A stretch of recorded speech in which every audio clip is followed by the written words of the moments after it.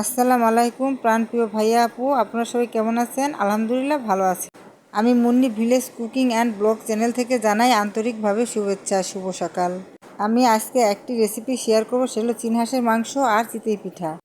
অনেকেই বলে পিঠা মানে পৌষ পার্বণ, না, পিঠা সব সময় খাওয়া যায় আর আমি 12 মাসই পিঠা খাই। দেখেন এই যে ধান বস্তা ভরে রেখেছি, এগুলো হলো আলা ধান পিঠা খাওয়ার জন্য, আর এখানে আমি 1.5 মণ ধান ভাঙিয়ে আলা চাউল করে রেখেছি সবসময় পিঠা খাওয়ার জন্য। আর পিঠা তো আমার ঘরে সপ্তাহে একদিন বানানোই হয়। এই যে দেখেন কি সুন্দর আস্তে আস্তে চাউল, এগুলো আমি ভাঙিয়ে রেখেছি, কুড়া সহ রেখেছি। কুড়া না রাখলে পরে চাউলে কিরিপোক ধরে যায়। এখন আমি 5-7 কেজি চাউল একটা বাটিতে করে বোলের ভিতরে ঢেলে নেব। ভাইয়া আপু, আপনাদের কাছে আমি একটা অনুরোধ করব, যে যেখান থেকে আমার ভিডিওটা দেখেন, ইউটিউব থেকে বা ফেসবুক পেজ থেকে, আপনারা সবাই ভাইয়া আপু আমার চ্যানেলটাকে সাবস্ক্রাইব করে দিবেন। আমি নতুন, আমাকে সবাই সাপোর্ট করবেন।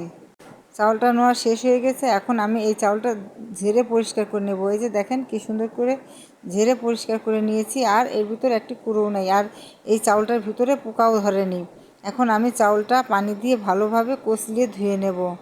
ভাইয়া আপু, আপনাদের কাছে আমার একটা অনুরোধ, ভিডিওটা দেখার আগে একটি লাইক দিয়ে দিবেন এবং পুরো ভিডিওটা না টেনে দেখে নেবেন। এভাবে আমি ভালোভাবে চাউলগুলো কয়েকবার ধুয়ে পরিষ্কার করে নিয়েছি। এখন 10 মিনিটের জন্য পানি দিয়ে ভিজিয়ে রাখবো। এখন আমি এই ভিজিয়ে রেখেছি 10 মিনিট পর, এই যে দেখেন কি সুন্দর হয়েছে। এইভাবে আমার চাউলটা ভিজা হয়ে গেছে। এখন আমি এই ঝুড়িটার ভিতরে সম্পূর্ণটা চাউল উঠিয়ে পানিটা ছাঁক দিয়ে নেব। তা পানিটা থাকলে পরে চাউলের গুঁড়িটা ভালো হবে না। আর আমি চাউলটা ঢেঁকিতে কুটবো না, মেশিনে ভাঙিয়ে আনবো। মেশিনে চাউলের পিঠা খেতে একটু ভালো কম লাগলেও এতগুলো চাউল তো সম্ভব না। এই যে দেখেন এখানে কতগুলো চাউলের গুঁড়া হয়েছে। এখানে 7 কেজি চাউল আমি ভেঙে এনেছি, এভাবে গুঁড়ো করে রেখেছি। আর এই যে হলো চীনা হাঁসের মাংস। এই চীনা হাঁসের মাংস ধুয়ে কেটে পরিষ্কার করে রেখেছি। এখন আমি চাউলের গুঁড়াটা গুলিয়ে নেব। পিঠার গুঁড়াটা গুলানোর জন্য আগে থেকেই আমি হালকা কুসুম গরম করে পানিটুকু রেখেছিলাম। এখন এটা আমি আধা ঘন্টার জন্য ভিজিয়ে রাখবো। যেহেতু আমি মেশিনে কুটেছি, টাটকাটা পিঠা হবে না। আধা ঘন্টা ভিজিয়ে রাখলে সে পিঠাটা একটু ফোলে এবং খেতেও ভালো লাগে। এই যে দেখেন কি সুন্দর করে আমি গুলিয়ে নিয়েছি। এখন আমি হাঁসের মাংসটা রান্না করে নেব। আমি আগে থেকে একটা কড়াইতে তেল দিয়েছি, তেলটা গরম হয়ে গিয়েছে। এখন দারচিনি, এলাচ আর তেজপাতা দিয়ে আমি দারচিনি এলাচটাকে ভালোভাবে ভেজে নিয়েছি। তেলটাও ভালোভাবে গরম করে নিয়েছি। এখন আগে থেকে পেঁয়াজ কুচি করে রেখেছিলাম, সেই পেঁয়াজ কুচিগুলো দিয়ে বাদামি রং করে ভেজে নেব। ভাইয়া আপু, যারা আমার চ্যানেলটাকে সাবস্ক্রাইব করেছেন তাদেরকে অসংখ্য ধন্যবাদ, আর যারা করেননি প্লিজ আমার চ্যানেলটাকে সাবস্ক্রাইব করে দিবেন।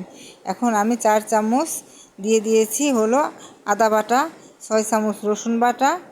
এখন আমি একটু নেড়ে চেড়ে দেবো। আদা রসুন বাটা আর মশলাটা একটু বেশি দেবো, যেহেতু হাঁসের মাংস একটু সেন্ট আসতে পারে, সেই জন্য একটু বেশি দিয়েছি 4 চামচ জিরার গুঁড়ো দিয়ে একটু নেড়ে চেড়ে দিয়েছি। এখন আমি এর মধ্যে একটু পানি দিয়ে দেবো, অ্যাড করে দেবো, যাতে মশলাটা না পুড়ে যায়। পানিটা দিয়ে আমি ভালোভাবে নেড়ে চেড়ে দিয়েছি আমি 6 চামচ মরিচের বাটা মরিচ দিয়ে আমি ভালোভাবে নেড়ে চেড়ে দিয়েছি 3 চামচ হলুদের গুঁড়ো দিয়ে। এখন আমি ভালোভাবে মশলাটা কষিয়ে নিচ্ছি, দিয়ে দিচ্ছি স্বাদ মতো বা পরিমাণ মতো লবণ। এভাবে মশলাটা ভালোভাবে কষিয়ে নিয়ে নেব। আর দিয়ে দিচ্ছি হলো কিছু আস্তা কাঁচামরিচ দিয়ে মাংস রান্না করলে খেতে অনেক ভালো লাগে এবং কি মাংসর ফ্লেভারটা অনেক সুন্দর আসে। এখন আমি আগে থেকে ধুয়ে কেটে রেখেছিলাম হাঁসের মাংসগুলো। এখন সব মাংসগুলো মশলার সাথে ভালোভাবে নেড়ে চেড়ে মিশিয়ে দিচ্ছি। এভাবে আমি সবগুলো মশলার ভিতরে মিশিয়ে দিয়েছি। এখন আমি কিছুক্ষণ বা 10 মিনিটের জন্য ঢাকনা দিয়ে ঢেকে দেব। 10 মিনিট পর ঢাকনাটা নামিয়ে নিয়েছি। দেখেন মাংসটা ভালো কষানো হয়ে গিয়েছে, মাংস থেকে তেল ছেড়ে দিয়েছে। এখন আমি যতটুকু পরিমাণ আমার এই মাংসের ভিতরে পানি লাগবে অতটুকু পরিমাণই দিয়ে দেব। দিয়ে ভালোভাবে ঢাকনা দিয়ে ঢেকে আধা ঘন্টা বা যতক্ষণ পর্যন্ত তরকারিটা না হয়ে আসে ততক্ষণ পর্যন্ত আমি ঢেকে দেব। ঢেকে দিয়েছি। এখন আমি চলে যাব চুলায়। আগে থেকে দেখেন যে পিঠার গুলাটা গুলে রেখেছিলাম, এখন দেখেন এইভাবে গুলিয়ে নিয়েছি। আমি চুলায় একটি শাঁস বসিয়ে দিয়েছি পিঠা বানানোর জন্য। শাঁসটা আমি ভালোভাবে গরম করে নেব। গরম না হলে পিঠাগুলো উঠবে না, লেগে যাবে, সাজের সাথে থাকবে। এখন আমি একটা একটা করে সাজের ভিতরে চাউলের গুঁড়িটা ঢেলে দেব। সাজে সবগুলো বাটিতে দিয়ে দেওয়া হয়ে গিয়েছে। এখন আমি ঢাকনা দিয়ে ঢেকে দেব যতক্ষণ পর্যন্ত সাজের ভাঁজ দিয়ে ভাপ না উঠে আসে। এখন সাজের ভাঁজ দিয়ে ভাপ উঠে আসছে। এখন আমি পিঠাটা উঠিয়ে নেব। দেখেন কি সুন্দর হয়েছে, পিঠাটা ফুলেও গিয়েছে। এভাবে আমি সবগুলো পিঠা বানিয়ে একটা বাটিতে একটা প্লেটে সার্ভ করে নেব। দেখেন ভাইয়া আপু কি সুন্দর হয়েছে মাংস আর পিঠে। হাঁসের মাংস দিয়ে চিতই পিঠে খেতে কার না ভালো লাগে, সবারই ভালো লাগে। আমার কাছে তো অনেক ভালো লাগে। আর চীন হাঁসের মাংস সব হাঁসের মাংস চাইতে বেশি ভালো লাগে। নতুন বন্ধুরা, আপনাদের কাছে আমি একটাই অনুরোধ করব, আমি নতুন, আমাকে আপনারা সাপোর্ট করেন। আর Munni village cooking and blog চ্যানেলটাকে সাবস্ক্রাইব করে দিবেন এবং বন্ধু হয়ে আমার পাশে থাকবেন। আর রান্নার কাজটা করতে আমাকে উৎসাহিত করবেন। আপনারা সবাই ভালো থাকবেন, সুস্থ থাকবেন। আসসালামু আলাইকুম ওয়া রাহমাতুল্লাহি ওয়া বারাকাতুহু।